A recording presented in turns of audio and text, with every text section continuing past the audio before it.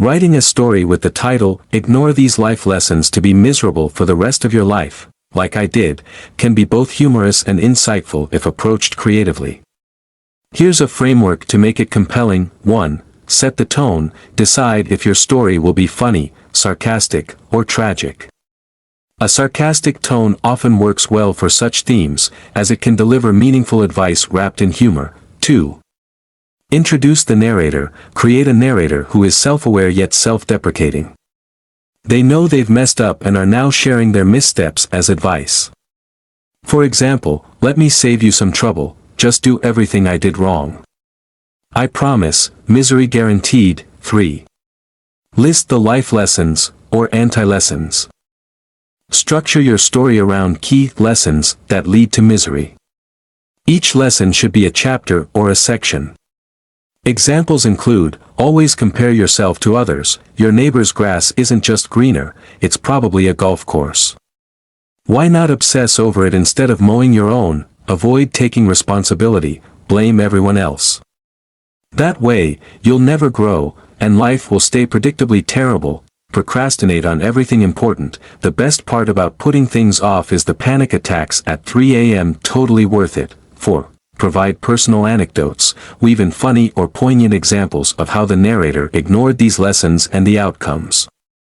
For instance, "I once spent 6 months preparing to start a diet. By the time I was ready, my fridge was full of expired kale." 5.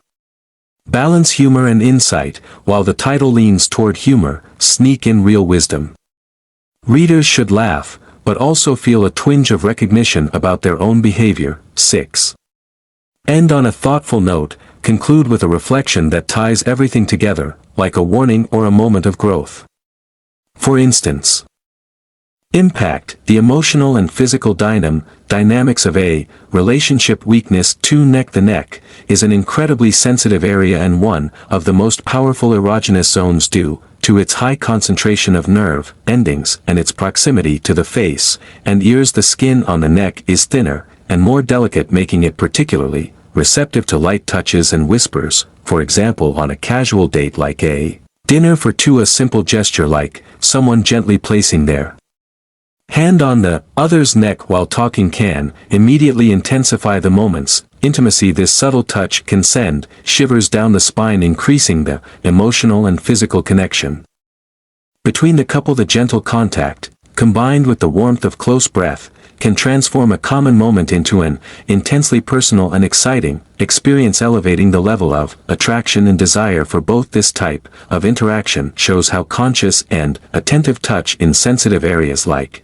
the neck can significantly enrich the dynamics of a relationship. Weakness. 3 ears. The ears, especially the areas around and behind them, are highly sensitive due to their rich network of nerve endings, making them one of the most responsive erogenous zones. The sensitivity of the ears can be explored through whispers, light kisses, or even gentle breaths, which can provoke an intense wave of shivers and excitement. For example, during an intimate and quiet moment, one partner might whisper compliments or expressions of affection into the other's ear. This simple gesture, transmitting warmth and soft breath combined with intimate words, can amplify intimacy and arousal. This type of direct and personal communication, when done at the ear, stimulates not only physically through proximity and touch, but also emotionally through the content of the whisper. This approach can transform everyday encounters like a goodbye hug or a moment of reunion into a deeply